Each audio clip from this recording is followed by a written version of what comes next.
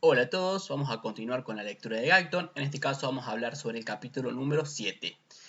Excitación del músculo esquelético, transmisión neuromuscular y acoplamiento, excitación, contracción. Esto siempre se toma, ¿sí? Así que vamos a verlo. Transmisión de impulsos desde las terminaciones nerviosas a las fibras del músculo esquelético, la unión neuromuscular. Las fibras del músculo esquelético están inervadas por fibras nerviosas mielinizadas grandes que se originan en las motoneuronas grandes de las astas anteriores de la médula espinal, como se expone en el capítulo 6.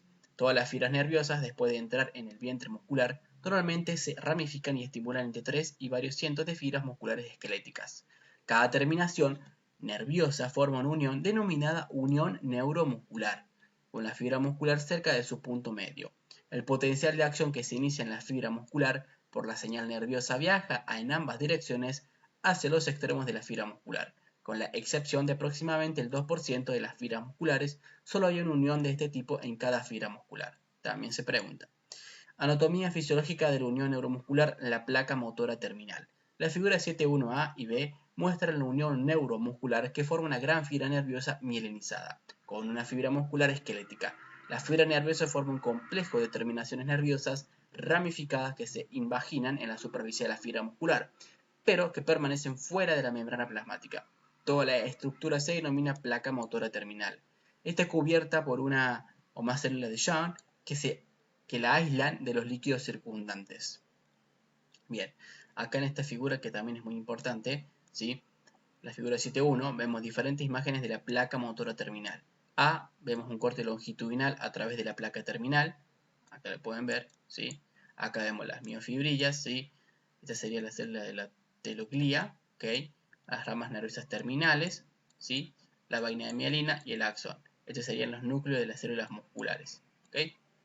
Bien, en B vamos a ver imagen de la superficie de la placa terminal, acá lo pueden ver, y en C, aspecto de la microfotografía electrónica del punto de contacto entre una única terminación axónica y la membrana de la fibra muscular. Acá pueden ver las vesículas sinápticas, ¿sí? Estos puntitos que ven ahí son las vesículas sinápticas.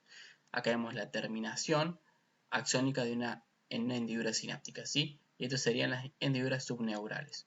Bien, que esta conexión lo hace básicamente desde la neurona, digamos, la terminación nerviosa con lo que es la fibra muscular, ¿ok? Bien, la figura 7.1c muestra la unión entre la terminación axónica única y la membrana de una fibra muscular. Dicho, acá lo pueden ver, ¿sí? La unión, bien, esta sería la terminación axónica única, ¿ok? Y esto sería la membrana, obviamente, lo que vemos acá por encima, la membrana de una fibra muscular. La membrana imaginada se denomina gotiera sináptica o valle sináptico, y el espacio que hay entre la terminación y la membrana de la fibra se denomina espacio sináptico o hendidura sináptica. Este espacio mide entre 20 a 30 nanómetros de anchura. Esto me lo preguntaron una vez. Era bastante específico, pero recuerdo que me hicieron una pregunta de esto en fisiología. Bien, de cuánto medía la hendidura sináptica. En el fondo de la gotiera hay numerosos pliegues más pequeños de la membrana de la fibra muscular denominados hendiduras subneurales, que aumentan mucho el área superficial en la que puede actuar el transmisor sináptico. En la terminación sináptica axónica, hay muchas mitocondrias que le proporcionan trifosfato de adenosina ATP, la fuente de energía que se utiliza para la síntesis del transmisor excitador acetilcolina. Ustedes pueden ver que hay muchas mitocondrias, ¿sí? Mitocondria, mitocondria, mitocondria, mitocondria para acá en la fibra muscular también, obviamente. Pero pueden ver que acá está lleno de mitocondrias, ¿sí? Bien, continuamos. Esta, habíamos quedado acá, en acetilcolina, esta, a su vez, excita la membrana de la fibra muscular. La acetilcolina se sintetiza en el citoplasma de la terminación, pero se absorbe rápidamente hacia el interior de las vesículas sinápticas, cuya cantidad se aproxima a 300.000 en las terminaciones de una única placa terminal. En el espacio sináptico hay grandes cantidades de la enzima acetilcolinesterasa, que destruye la acetilcolina a algunos milisegundos después de que la hayan liberado las vesículas sinápticas. Entonces, ¿quién destruye la acetilcolina? La acetilcolinesterasa. Es una enzima, ¿sí? Secreción de la acetilcolina por las terminaciones nerviosas. Cuando un impulso nervioso llega a la unión neuromuscular, se liberan aproximadamente 125 vesículas de acetilcolina desde las terminaciones hacia el espacio sináptico. Algunos de los detalles de este mecanismo se pueden ver en la figura 7.2, que muestra una imagen ampliada de un espacio sináptico con la membrana neural por encima y la membrana muscular y sus hendiduras subneurales por debajo. Entonces, en esta imagen 7.2 vemos la liberación de acetilcolina desde las vesículas sinápticas en la membrana neural de la unión neuromuscular. Básicamente acá tenemos, ¿sí? Tenemos los puntos de liberación donde se va a liberar esta acetilcolina. Estas serían las vesículas que contienen. Bien, la acetilcolina, esta es la membrana neural. ¿Ok? Membrana neural. Vemos las vesículas que se fusionan con esta membrana y liberan el contenido. ¿Ok? Acá tenemos una barra densa. Bien, acá tenemos los canales de calcio. Son muy importantes el calcio para que se produzca esta exocitosis, digamos, para que salgan estas vesículas se unan, digamos, con la membrana neural, ¿sí? Y salga la acetilcolina hacia afuera.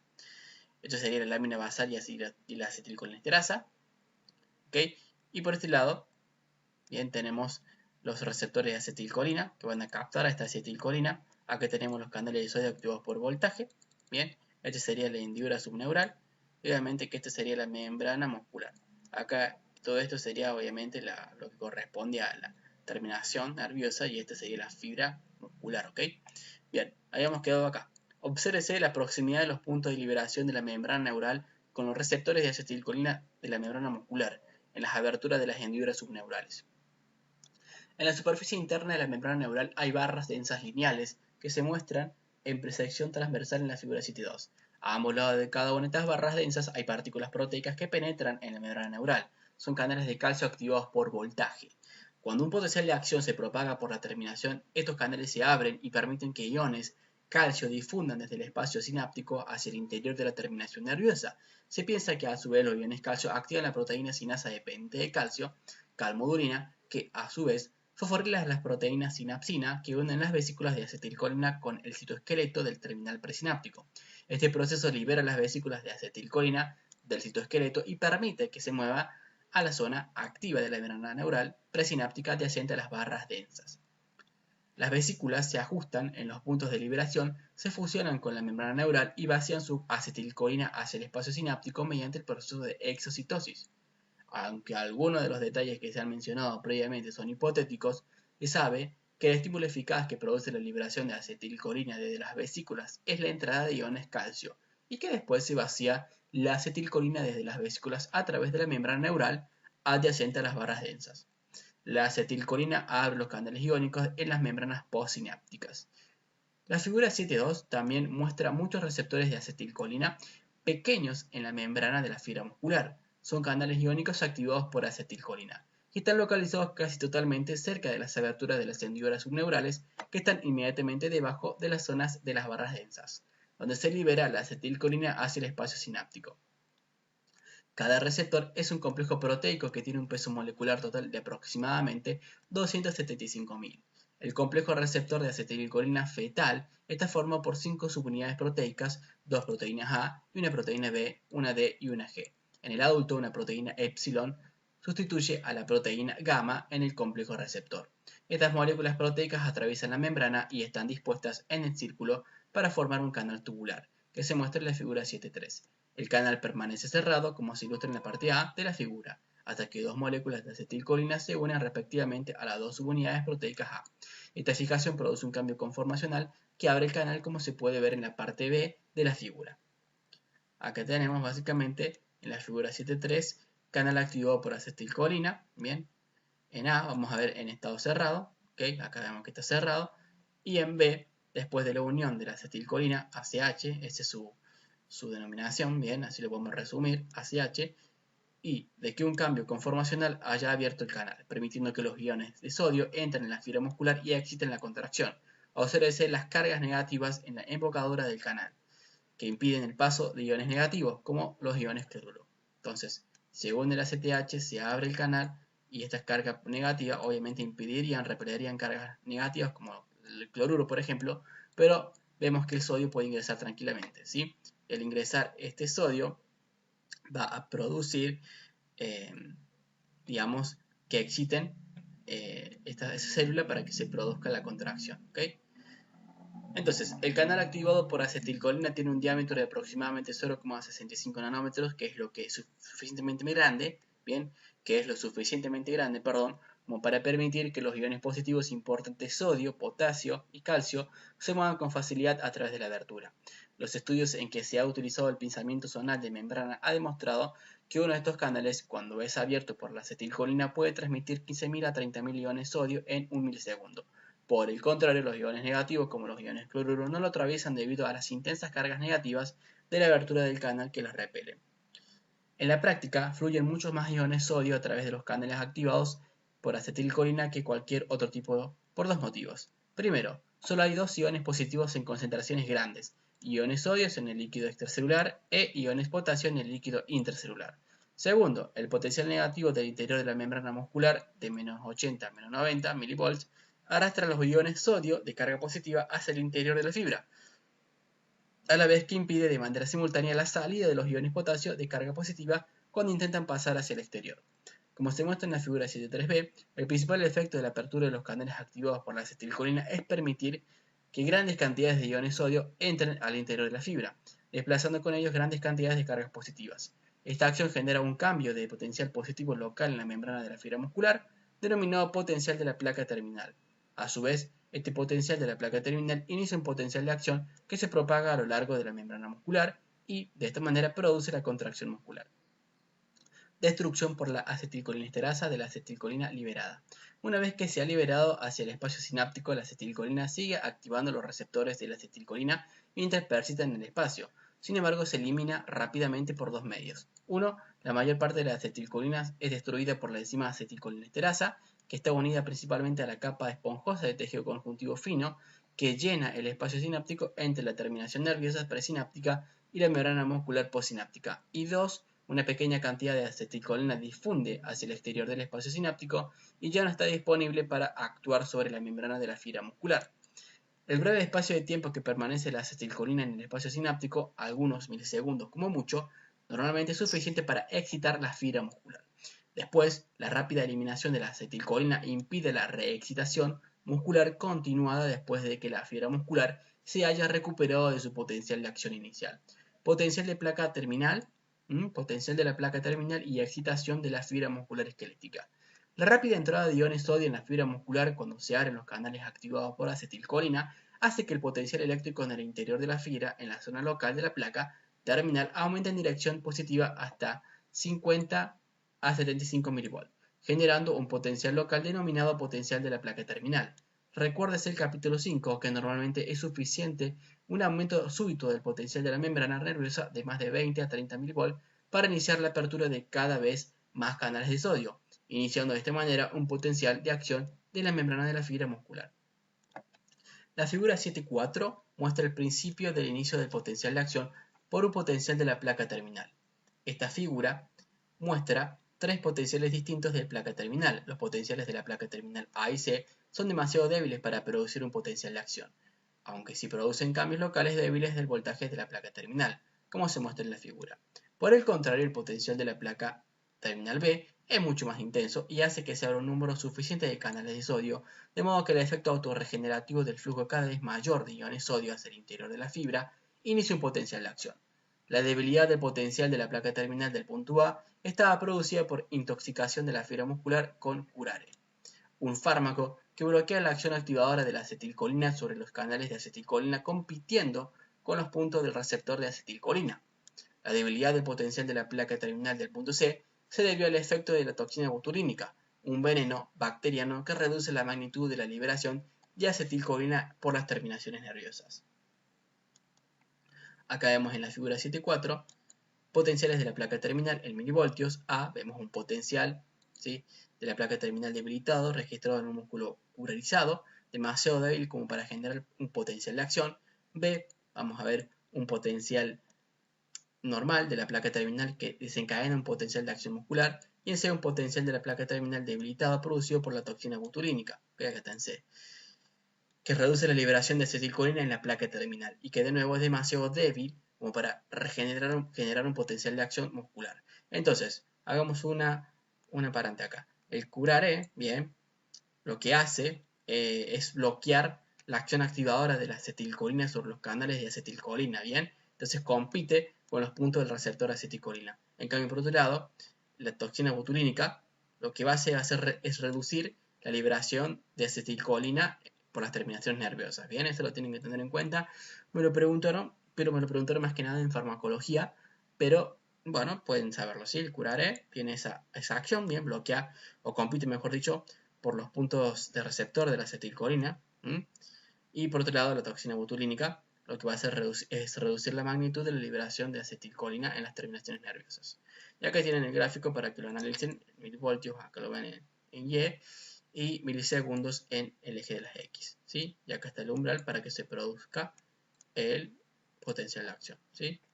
Tenemos el ejemplo en A, bien, en B y en C. En A, básicamente, este ejemplo era sobre el curare, bien, en B se producía el potencial de acción normal y en C teníamos el ejemplo de la toxina botulínica. ¿Está bien? Continuemos. Factor de seguridad para la transmisión de la unión neuromuscular. Fatiga de la unión. Habitualmente cada impulso que llega a la unión neuromuscular produce un potencial de la placa terminal aproximadamente 3 veces mayor que el necesario para estimular la fibra nerviosa. Por tanto, se dice que la unión neuromuscular normal tiene un elevado factor de seguridad. Sin embargo, la estimulación de la fibra nerviosa a frecuencias mayores de 100 veces por segundo durante varios minutos, con frecuencia disminuye tanto el número de vesículas de acetilcolina que los impulsos no pueden pasar hacia la fibra nerviosa. Esta situación se denomina fatiga de la unión neuromuscular y es el mismo efecto que produce fatiga de la sinapsis en el sistema nervioso central cuando las sinapsis son sobreexcitadas. En condiciones normales de funcionamiento raras veces se produce una fatiga medible de la unión neuromuscular, e incluso en estos casos solo se ve con los niveles más intensos de actividad muscular. Biología molecular de la formación y liberación de acetilcolina.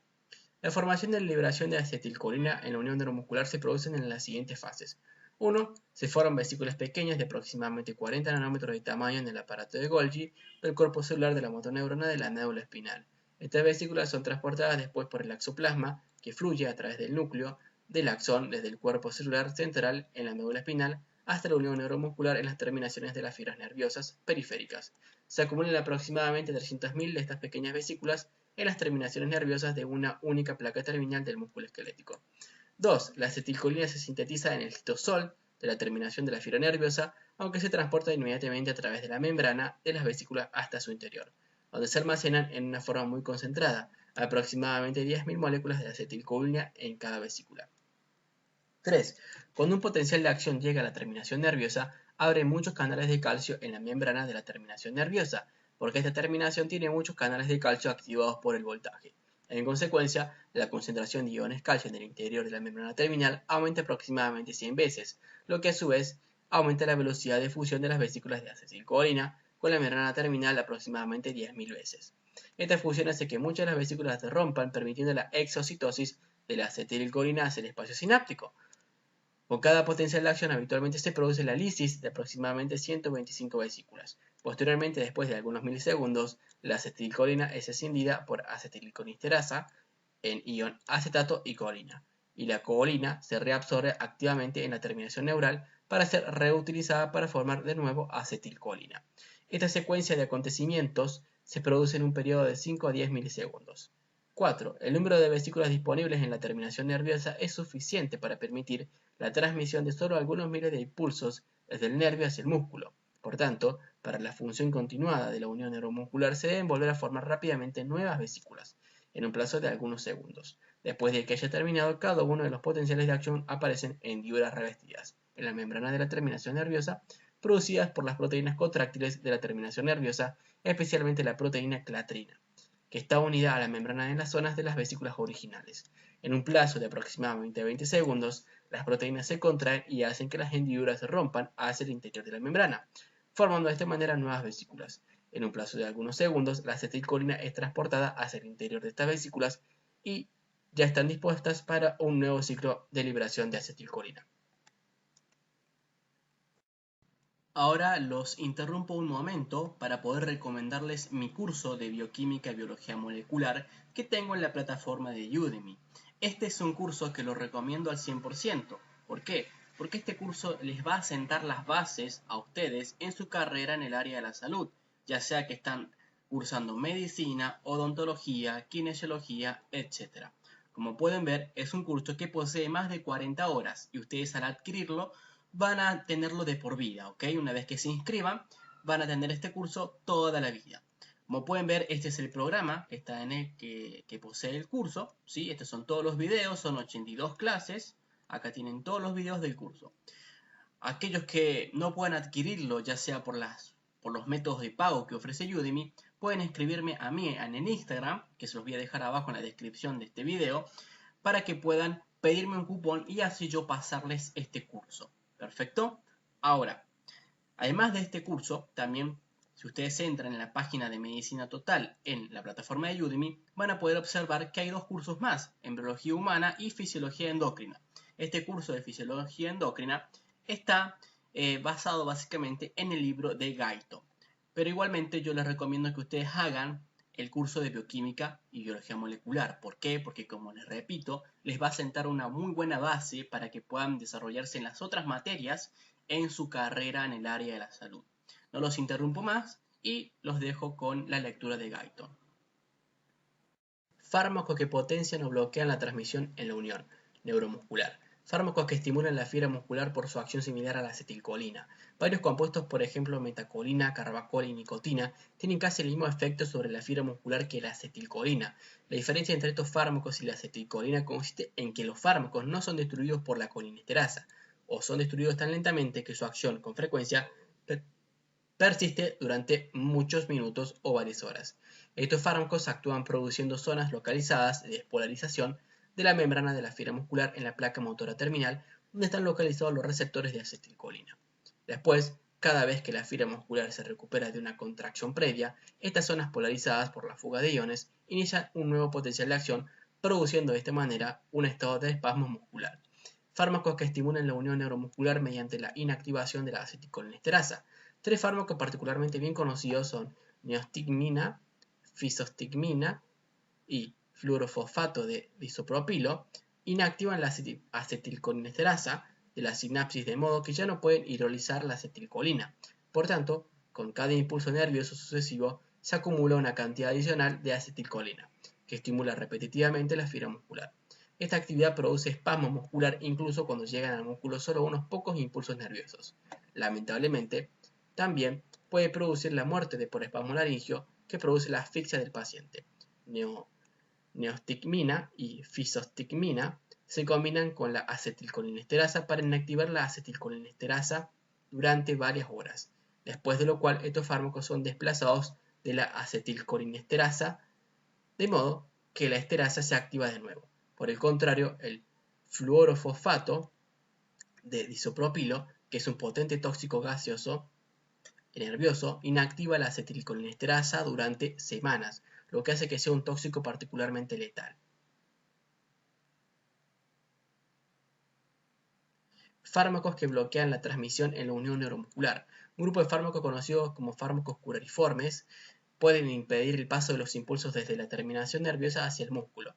Por ejemplo, la D-tubocurarina bloquea la acción de la acetilcolina sobre los receptores de acetilcolina de la fibra muscular, impidiendo de esta manera el aumento suficiente de la permeabilidad de los canales de la membrana muscular para iniciar un potencial de acción.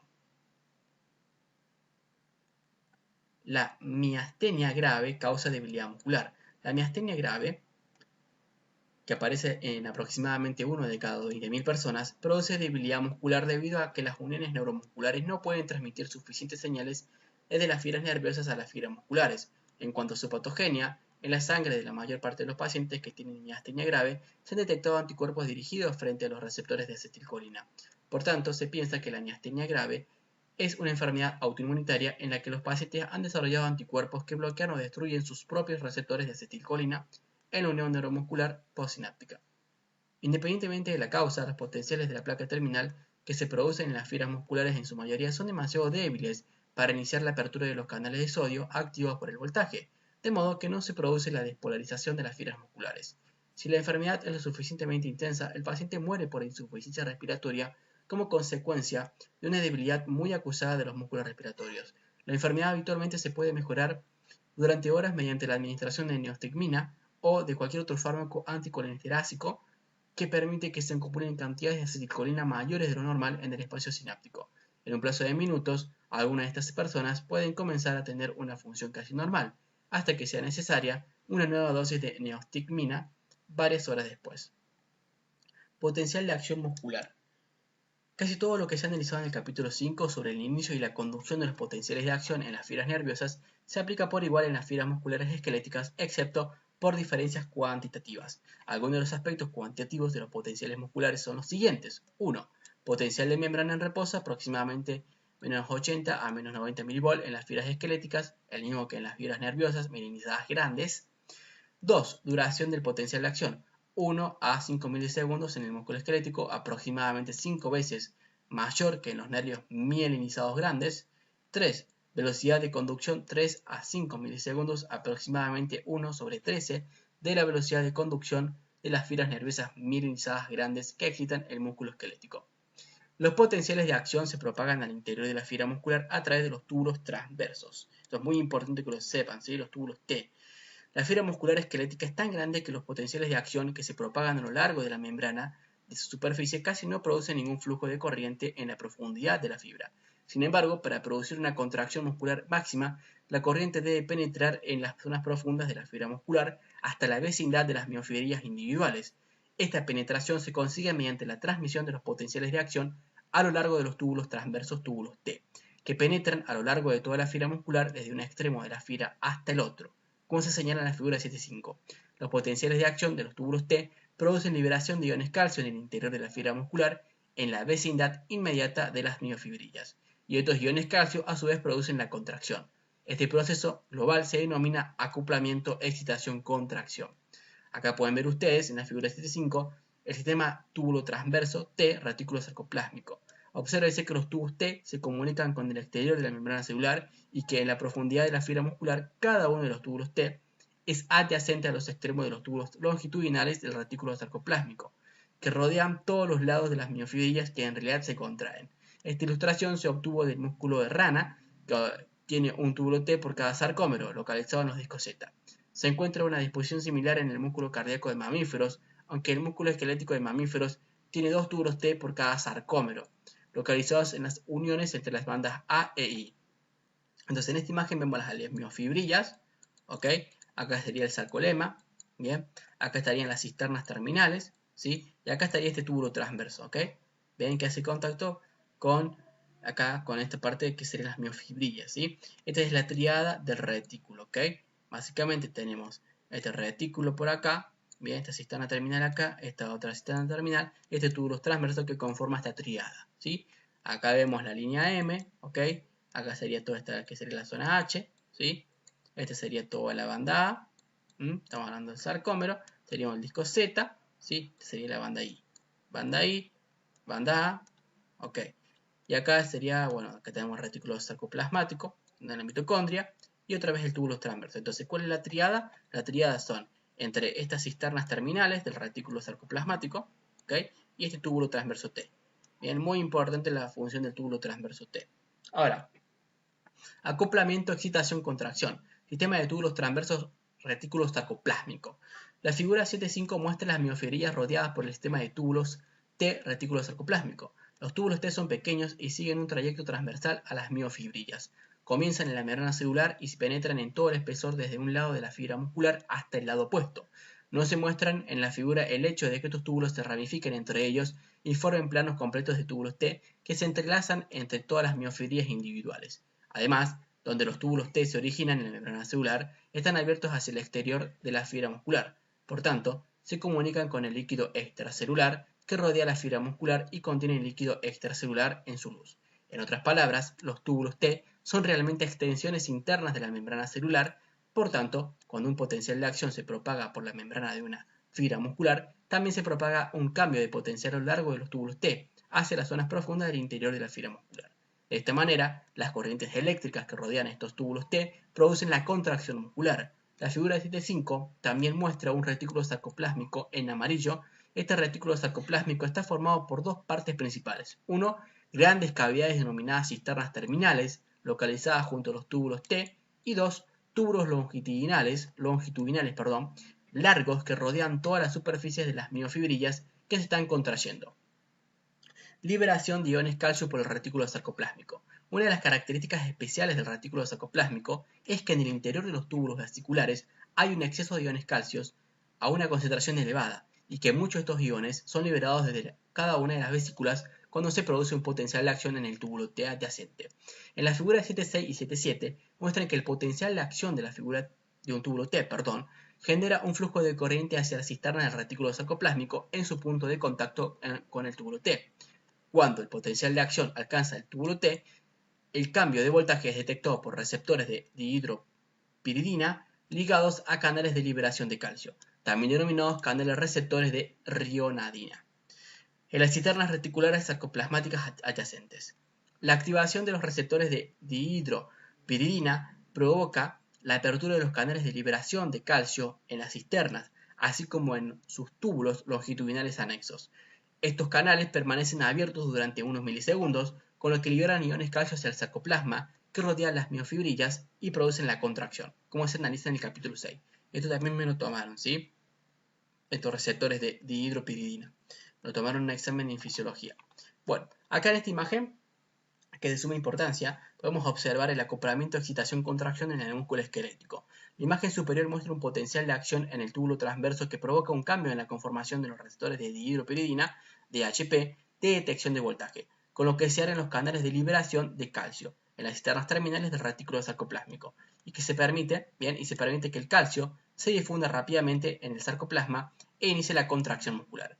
Durante la repolarización, imagen inferior, el cambio de conformación en el receptor de DHP o dihidropiridina cierra los canales de liberación de calcio y el calcio es transportado desde el sarcoplasma al retículo sarcoplasmático por una bomba de calcio dependiente del trifosfato de adenosina. Entonces acá ustedes pueden ver en esta imagen, bien, un potencial de acción se produce, que tenemos el receptor de DHP, ¿ok? Que hace que estos canales de liberación se abran, bien, toma en contacto, se abra, sale el calcio, ¿sí? Acá tenemos el retículo sarcoplasmático, que tiene calcio, bien, esta sería la cisterna terminal, este es el retículo sarcoplasmático, y este sería el canal de liberación del calcio, bien, que en este caso va a estar abierto. Esto se produce cuando se produce el potencial de acción. ¿Sí? Luego en la repolarización vemos que este receptor de DHP, bien, que vemos básicamente que en este canal, bien, en esta cisterna terminal, este retículo sarcoplásmico, este canal está cerrado, ¿sí? Vemos que el canal de liberación de calcio está cerrado, ¿ok? Vemos que tenemos una calcecuestrina, que secuestra moléculas de calcio, ¿ok? Y acá tenemos un canal de calcio, ¿sí? El retículo sarcoplásmico tiene un canal de calcio, ¿está bien? Tienen en cuenta también que dice que ingresa una bomba de calcio, que hace que ingrese calcio. Bien, continuamos con esta otra imagen. Esta otra imagen también importantísima, la tienen que aprendérsela de memoria, tanto esta como esta imagen, la tienen que tratar de aprender, ¿sí? En esta imagen, la figura 7.7, vemos acoplamiento, excitación, contracción en el músculo, que muestra 1, un potencial de acción que da lugar a la liberación de iones calcio desde el retículo sarcoplásmico, y 2, posteriormente, 2, recaptación de los iones calcio por una bomba de calcio ATP trifosfato de adenosina. ¿Ok? Entonces, ustedes pueden ver esta imagen, tienen que analizarla. Es muy importante que la sepan, siempre se lo van a tomar esto se lo toman de cajón, ¿sí? Una bomba de calcio retira los iones de calcio del líquido miofibrilar después de que se haya producido la contracción. Una vez que se han liberado los iones de calcio de los túbulos sarcoplásmicos y que han difundido entre las miofibrillas, la contracción muscular continúa mientras los iones calcio permanezcan a una concentración elevada. Sin embargo, una bomba de calcio que actúa continuamente y que está localizada en las paredes del retículo sarcoplásmico bombea iones calcio desde las miofibrillas de nuevo hacia los túbulos sarcoplásmicos. Esta bomba puede concentrar los iones calcio aproximadamente 10.000 veces en el interior de los túbulos. Además, en el interior del retículo hay una proteína denominada calcecuestrina que permite unirse hasta 40 veces más calcio. Pulso agitador de los iones calcio. La concentración normal en estado de reposo es menor a 10 a la menos 7 molar de los iones calcio en el citosol que baña las miofibrillas es demasiado pequeña como para producir una contracción.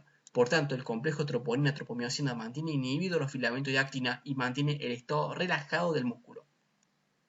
Por el contrario, la excitación completa del sistema del túbulo T y del retículo sarcoplásmico da lugar a una liberación de iones calcio suficiente como para aumentar la concentración en el líquido miofibrilar hasta un valor tan elevado como 2 por 10 a la menos 4 molar.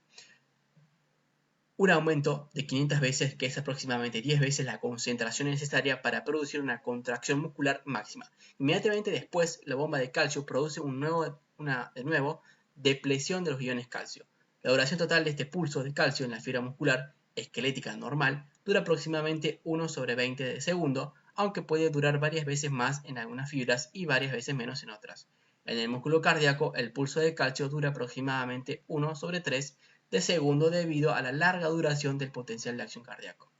Durante este pulso de calcio se produce la contracción muscular. Si la contracción debe mantenerse sin interrupciones durante intervalos prolongados, una serie continua de potenciales de acción repetidos debe iniciar una serie de pulsos de calcio, como se analiza en el capítulo 6. Y bueno, básicamente este fue el capítulo número 7 de Guyton. Espero que les pueda servir.